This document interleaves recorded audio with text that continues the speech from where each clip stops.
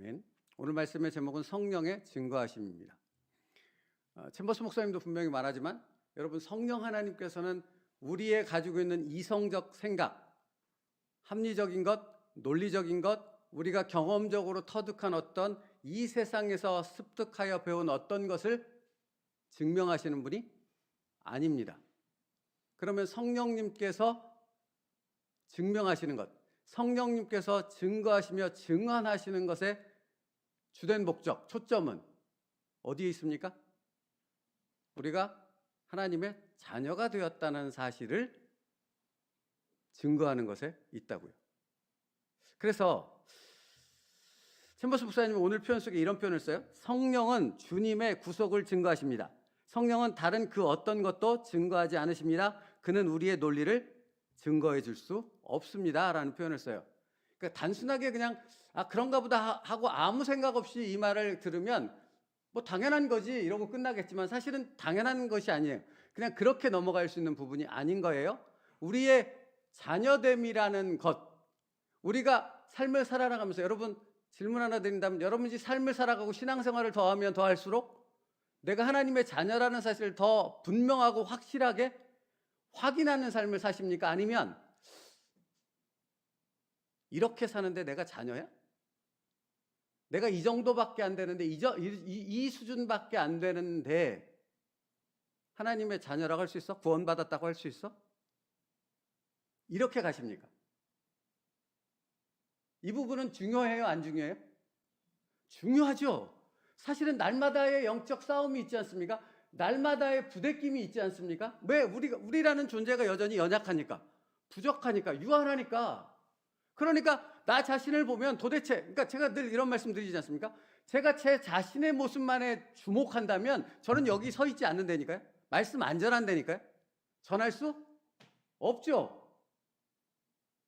그러면 제가 이렇게 어떤 말씀을 선포할 때 자신 있게, 힘 있게 무언가를 확신하면서 선포할 수 없겠지요. 근데 선포합니다. 여전히 부족하지만. 왜 그렇죠?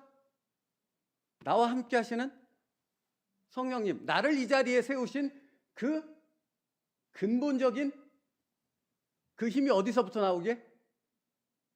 그 자격이 어디서부터 나오기에? 예수님의 십자가로부터 나오기에. 그 믿음의 확신이 내게 있기 때문입니다.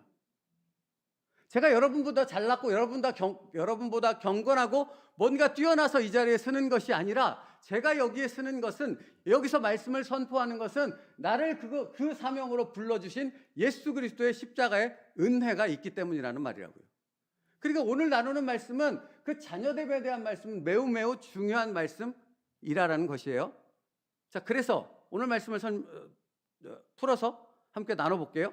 오늘 본문에 바울은 이렇게 말합니다. 성령이 친히 우리의 영과 더불어 우리가 하나님의 자녀인 것을 증언하시나니. 자, 우리가 하나님의 자녀됨에 대해서 누군가 증언하신대요. 그것을 증명해 보이신대요. 그분이 누구예요? 성령 하나님이에요. 여기까지는 문제가 없어요. 그런데 문제는 뭡니까? 표현해 보면, 바울의 표현을 보면 성령이 친히 우리를 위해 증언하시는데 혼자서 증언하지 않으시고 우리의 영과 더불어라고 말하고 있다는 거예요. 더불어가 뭐예요? 함께. 이 표현을 이해하려면 히브리적인 개념을 우리가 다시 상기해서 떠올려야 돼요. 히브리인들은 어떤 사실에 대해서 그것이 진짜인지 가짜인지를 증명할 때 증인을 세우죠.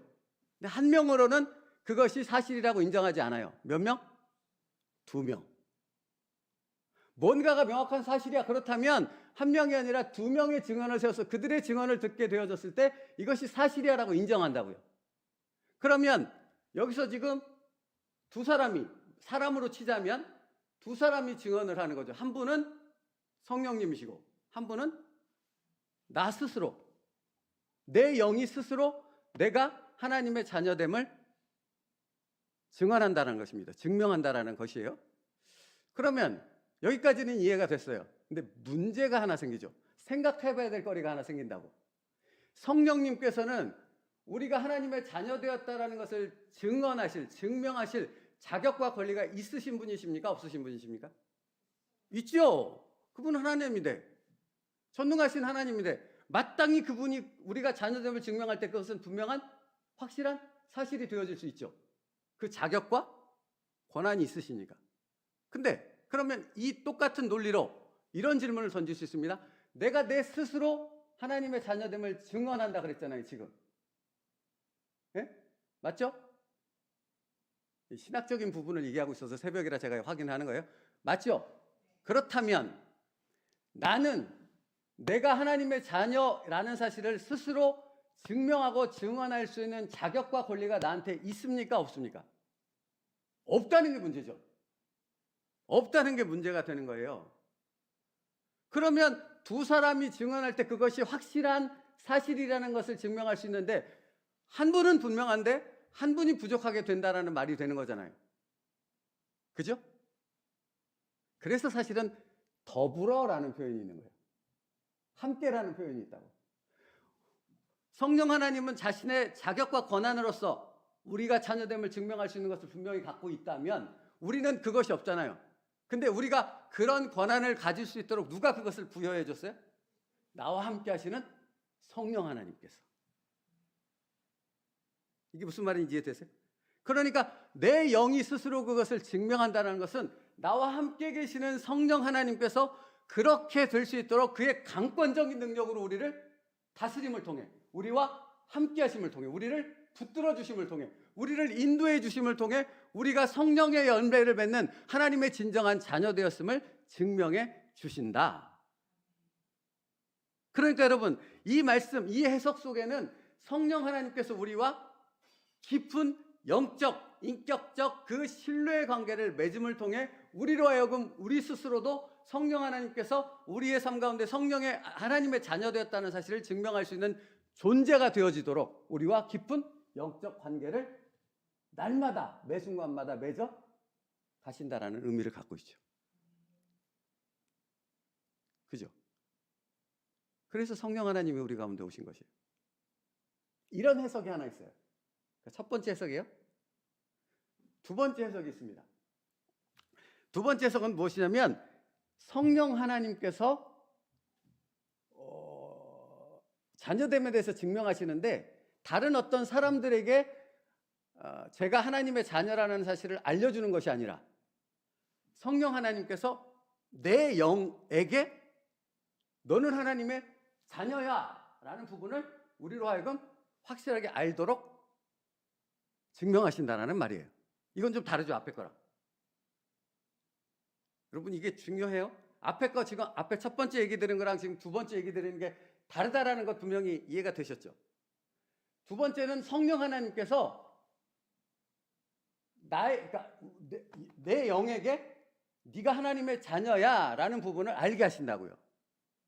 그런데 이 표현 가운데서 주목해야 될 사실은 이주영 집사님에게 이주영 성도야 네가 하나님의 자녀야 라고 이렇게 말로써 우리에게 그것을 알게 하시지 않는다라는 거예요. 성령 하나님은. 그러면 어떻게 우리에게 알게 하시겠습니까? 우리가 삶을 살아가감을 통해 그 삶 속에서 성령 하나님의 그 인도하심의 순종함을 통해 성령의 열매가 맺어지는 것을 우리가 스스로 그것을 확인함을 통해서 우리의 영이 뭘 확인해요? 아, 내가 하나님의 자녀이구나.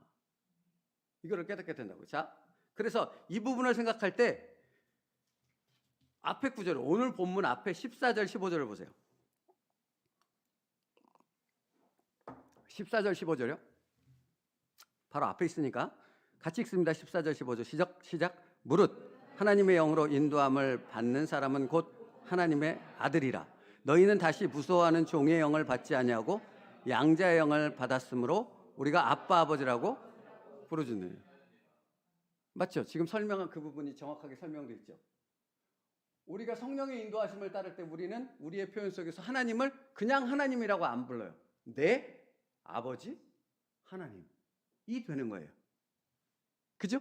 그러니까 성령의 열매를 맺음을 통해 내가 자녀됨의 그 분명한 확신을 갖게 되므로 이제 하나님은 더 이상 그냥 하나님이 아니라 내 하나님 아버지, 나를 사랑하실 뿐만 아니라 반드시 나를 천국으로 인도하실 그 확실하신 전능하신 나의 아버지 하나님이심을 확인하게 되어진다라는 거죠.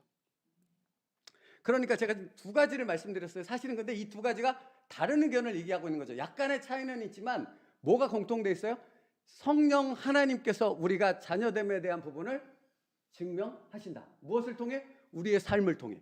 우리의 삶에서 성령의 열매가 드러나게 하심을 통해 우리가 하나님의 자녀로 구원받았다는 사실을 스스로 확증할 수 있게 만드신다 하는 거죠. 근데 여기에 전제가 하나 붙었어요. 두 가지 신학적인 부분에 대해서, 해석에 대해서 전제가 하나 공통적으로 붙은 게 있어요. 누구에게 복종해야 됩니까? 성령 하나님께. 여러분, 제가 순종이라는 단어를 쓸 수도 있는데 순종이라는 단어를 안 썼어요. 뭐라고 표현했습니까? 복종이라고 표현했습니다. 성령 하나님께는 복종해야 합니다. 그때 우리의 삶 가운데 성령의 열매를 맺어지는, 그래서 자녀됨의 확신 가운데로 들어갈 수 있는 그 은혜를 누릴 수 있거든요.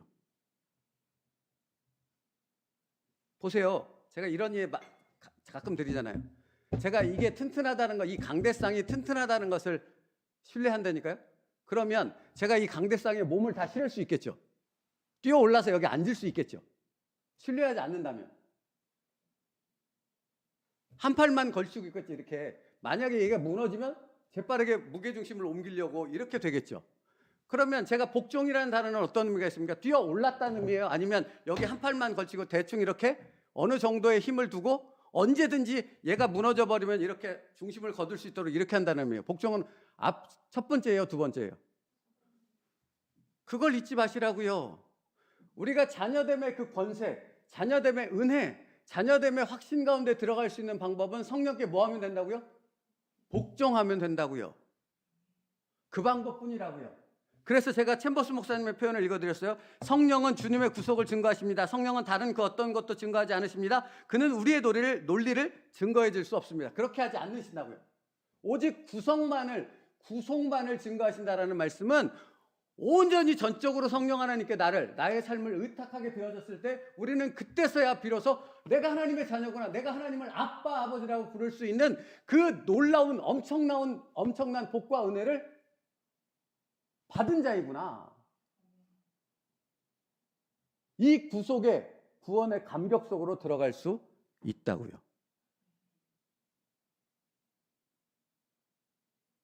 이게 얼마나 중요하냐고요, 여러분.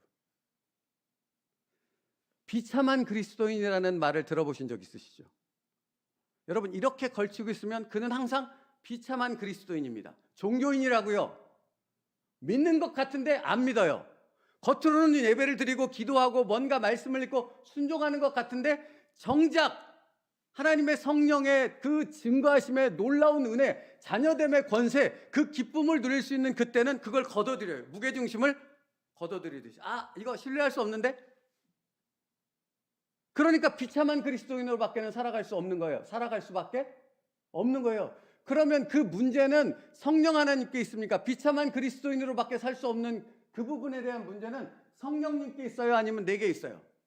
내게 있는 것 아닙니까? 내가 믿지 않으므로, 성령님께 온전히 의탁하지 않으므로. 그러니 믿음의 수준이 하나님의 깊은 영의 세계로 들어갈 수 있는 그런 수준으로 나아가지를 못하는 거예요. 맨날 그 자리에서 제자리 걸음만 하는 거예요. 그런데 어떻게 이걸 바꿀 수 있습니까? 어떻게 하면 이걸 바꿀 수 있습니까? 오늘 말씀에 복종이요, 복종. 전적으로 그 성령 하나님께 나를 의탁할 때. 근데 여러분, 이게 믿음으로 된다고 말씀하잖아요. 복종하는 것, 전적으로 나의 삶을 의탁하는 것은 믿음으로 된다고 말하잖아요, 성경은. 그 믿음은 뭐예요? 갈라디아서 2장 20절. 뭐로부터 시작된 믿음이에요? 예수 그리스도의 십자가로부터. 그러니까 이것은 하나로 연결되어 있는 말이라고요. 내가 정말로 예수 그리스도의 십자가의 은혜로 구속받은, 예수님이 날 위해 죽으셨어라는 것을 믿고 구원받은 자녀라고 당신이 정말로 그렇게 고백한다면 나는 나의 삶을 통해 날마다 무엇을 해야 되는 겁니까? 성령 하나님께 나를 전적으로 의탁하는 그 복종으로 나아가게 되어졌을 때 나는 더 깊이 그 놀라운 영의 세계 가운데 내가 하나님의 자녀되었다는 사실을 날마다 증명해 주시는 그 성령의 무한한 은혜, 부요함의 은혜, 성령의 그 능력 가운데서 살아가는 하나님의 자녀로 살아가게 되어진다라는 것입니다. 여러분이 그렇게 될 수 있기를 주님의 이름으로 축복합니다. 여러분, 이것이 제가 이렇게 말씀드려야 하는 것은 그것을 누리지 못한다면 도대체 예수 그리스도를 믿는 은혜와 기쁨과 복이 무엇이냐라는 거예요. 세상에서 잘 되는 것 아니라고요. 여러분이 건강하게 부귀영화를 누리며 살아봤자 몇 년 살아요? 요즘에 150년까지도 산다는 전망이 나오더라고요. 150년 살든 100년 살든 그게 무슨 의미가 있습니까? 끝나는데. 그죠? 하나님의 자녀됨의 이 은혜는 끝이 없습니다. 이 부요함은 부족함이 없다고요. 로마서 8장 여기 말씀. 그죠? 그러니까 여러분, 성령께서는 다른 것을 하지 않는다고요. 무엇을 우리의 삶 속에서 증명하세요? 증언하세요?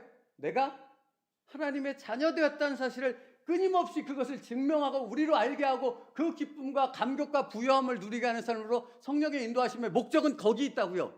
근데 우리는 뭐로 간다고요? 여기서 지금 챔버스 목사님이 이렇게 되게 여러 가지 표현으로 그렇게 하는데 우리는 어디로 가요? 자꾸만 세상으로 간다고요. 나에게로 간다고요. 아, 내 일이 지금 잘 되고 있어? 안 되고 있어? 내가 지금 어려움이 있어? 없어? 병 들었어? 안 들었어? 내가 뭐 기뻐? 안 기뻐? 이런 부분으로만 간다고요. 근데 성령은 거기에 1도 관심이 없다고요. 뭐에만 관심이 있다고요? 내가 하나님의 자녀됨의 그 은혜와 권세를 누릴 수 있는 성령의 열매를 맺는 그 기쁨 가운데로, 그 감격 가운데로 우리를 인도하는 것에 성령 하나님의 우리의 삶을 인도하시는 목적이 거기 있다고요. 이게 여기 제가 요즘에 분별이라는 단어를 참 자주 쓰는데 여기서 분별이 나온다고요. 어떤 문제가 발생했어요. 내 삶 가운데 내 힘으로 어떻게 할 수 없는, 이해할 수 없는 문제가 발생했어요. 그 일을 주관하시는 분은 누굽니까? 성령 하나님이시라고요. 목적은 어디 있습니까? 내가 자녀됨의 그 은혜를 누리는 것에 있다고요. 이 일이 성공해서 이것이 뭐가 잘 돼서 다른 사람의 칭송을 받고 내가 다른 사람 앞에 나 이렇게 잘났어 이렇게 자랑할 것을 주기 위한 것이 아니라 이 일의 목적은, 이 어려움의 목적은, 이 고난이 있는 삶의 목적은 나의 자녀됨의 그 은혜를 누리게 하는 그 복을 누리게 하기 위함이라고요. 그러면 여러분 우리의 기도가 달라져요. 우리의 순종이 달라진다고요.